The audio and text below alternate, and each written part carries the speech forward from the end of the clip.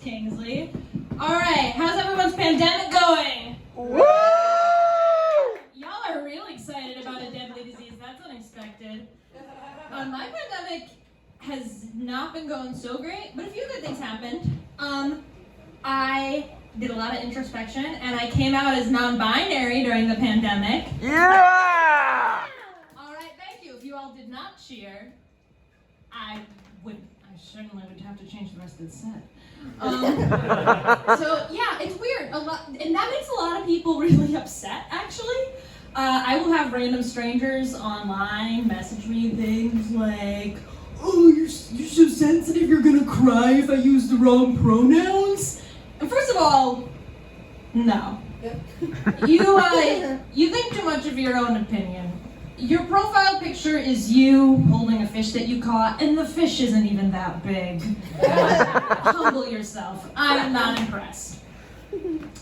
Second of all, you contacted me. You're the one who seems upset about this. I don't think it's my emotions we need to be worried about here. You're not gonna make me cry. Are you crying? And when I say you're not gonna make me cry, I mean that as an insult. Because it is very easy to make me cry. I cry so easily. That's the other thing about the pandemic is I did cry a lot. I was very depressed, and I went to my therapist and I said, "Leslie, I want an emotional support animal." And Leslie said, "Great, okay, what do you want? You want a cat? You want a dog?" And I said, "I want a rat." And Leslie was like, "Oh, okay." Like, why? And I was like, "Because they're dirty little trash creatures, and I just feel like I can relate to that." So I was like, "Okay, yeah, sure." And she filled out the paperwork, and I got 2 emotional support rats. And you may be thinking, an emotional support rat seems like a bad idea, but that's only because it is. But I didn't know that at the time. So I was really excited because I called Petco, and I had this plan. I was like, I'm going to call Petco, and I'm going to say, "I want 2 of your finest rats, please." So I did that. I called them, and I said, "May I have 2 of your finest rats, please?" And the lady went, "No!" And I felt like personally hurt by this because I felt like having rats was my human right. So I was like, "Why?" And she said, "'Cause one time a rat bit a kid and the kid died." So yes, that's also what I said. So she said, "No one is allowed to sell rats. It's illegal." Really? Okay. I'm getting there.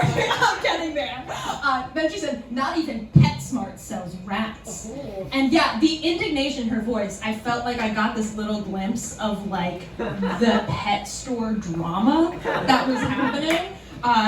There was some beef there. And I was like, I felt like I was being gaslit by Petco. I was like, there's no, yeah. So I did call PetSmart. Yeah, PetSmart sold rats. So I guess we do know who's better. It is PetSmart. But they told me they sold fancy rats. And from my perspective, any rat is a fancy rat. I love rats. So I just showed up and I said, "Give me the biggest rats you have." Turns out that the biggest rats are not bred to be pets. They're bred to feed snakes. So those rats were mean. They were not meant for humans. And I had a job in another country, so I had to leave the country and give my rats to someone, so I did. A few months into living in Spain, where I now work, one of my friends who was looking after the rats texted me and said, "Yeah, we're having some rat problems." Which is yet not a great text to receive. And I said, "Why, what's the problem?" And they said, and I quote, "They have started throwing each other across the cage and screaming through the night, and the screams are very human." That's crazy. And then I also said there was one incident with blood, and I wanted to know, human blood or rat blood? Because that means either the rats have engaged in blood sports, or the rats have engaged in blood sports and somehow involved humans. And I don't know which is more concerning.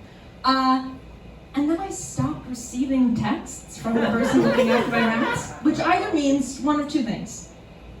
they got rid of the rats, or the rats got rid of the humans. Thank you so much.